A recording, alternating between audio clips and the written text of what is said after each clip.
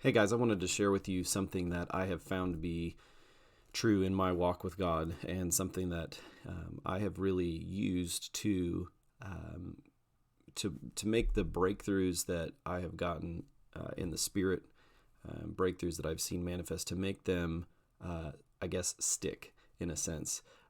And if you were to ask me when's the best time to press in, obviously there is no bad time to press in. There's never a bad time to put your ear to his heart, press into what he's saying, seek for more, ask for more, and all of that. But there is something very effective and something really different about pressing in directly following a breakthrough. So there may be something that you've prayed for weeks or months or whatever, and you finally see it come to pass, and there's that rush of excitement. There's that rush of just, oh my gosh, God's amazing. Let's say, for example, for me, there's been times where we've done like a healing night or something, and we see tons of people get healed. Right? I would consider it a major breakthrough. The best time to press in is immediately following that breakthrough. There's something about leveraging the breakthroughs that you've already got into. There's like this sense of momentum when you leverage what has just broken through. You leverage that into seeking and asking and knocking. There's a point in the Gospel of Mark that I want to share with you. I'm not going to go in and read it, but there's a point in Mark, and it's in chapter 1, where Jesus is doing an insane amount of miracles, right? He casts out this demon of this guy, and the news spreads in the city, and it says towards the end of Mark 1 that the whole city was at the door. The whole city. So Jesus and the disciples are hanging out, and the entire city is gathered around the door. And at this point, he heals and sets free and does all these miracles, everything, right? And, they go to sleep that night. And what it says about Jesus is that early in the morning, he went out to pray. So Jesus didn't just rest on what had happened the night before. I mean, I would imagine you guys would consider it a massive breakthrough to see somebody get healed. The whole city comes to your door, and everybody that comes is getting set free and healed. I could imagine we would all consider that a pretty massive breakthrough. And where do we find Jesus directly after that happens? It says early in the morning, right? Early in the morning, he went out to pray.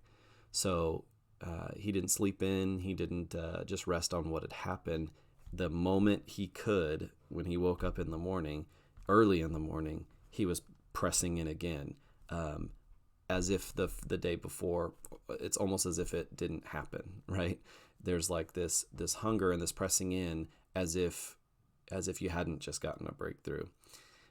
And the funny thing about it is that his disciples come to him and they see that he is praying, and so they start talking to him, and he goes, "You know what? Let's go preach." Yeah, he's just locked in on what is next. He's pressing in for what is next, because he's like, "Listen, this is what I came to do." I love how locked in Jesus is. And I think the reason why this is so important is because we as believers have a tendency, when we get a breakthrough, to coast on that breakthrough as long as we feel it. So we may be excited about a breakthrough, like a financial breakthrough, healing, whatever it is, and we have this kind of tendency to coast for a few days off of that high, I guess. And then once that kind of wears off, then we just kind of decide it's time to seek again. Right?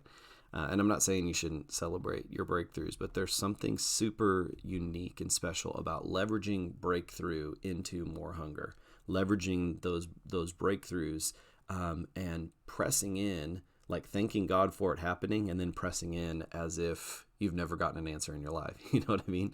I found this to be true specifically. Like I've gone on, a lot of ministry trips, mission trips, things like that, gone to speak at different places, gone to different countries and stuff like that. And one of the things I've learned is that it's probably the best, most open, ripest time that I can find is when you're done for the day, like you've gone and spoke, or you've done, you've gone and done whatever you're doing in the missions field, whatever it is. That night, I start pressing in as I would even in the morning, my normal quiet time. I add an extra, like I add an extra time of pressing in that night, because I never want to get in the attitude of just coasting off of a high, coasting off of a feeling, rather than pressing in for what's next.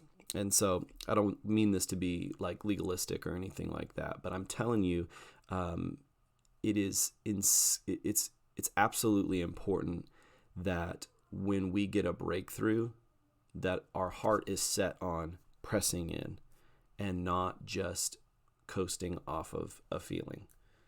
Because there's something about a momentum that is developed in the Spirit that really honestly takes us from glory to glory.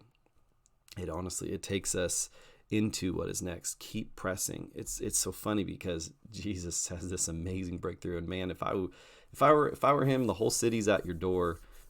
Everybody gets healed. That next morning, I'm gonna take her easy and just reminisce, I guess. But man, he kept his foot on the gas pedal. I imagine he was probably hard to keep up with for the disciples. But the next morning, it says, early in the morning, he was up praying, he was up pressing in, because this dude, he was just locked in on his mission. He was locked in on the reason why he was sent. So celebrate the breakthroughs. I love breakthroughs just as much as anybody else. I love when we see significant breakthrough in the things of the Spirit. But I'm just as a word of wisdom to you, take the moments where you have a breakthrough. Take the moments where God comes in and does something amazing, and leverage those into a new time of pressing in. Don't coast. Don't coast on a feeling. Press in. I love you guys. I think that you are absolutely amazing. I'm here for you. I'm here to be a resource for you. Go ahead and like, share, subscribe to the channel, to the page, and we will talk to you soon. I love you.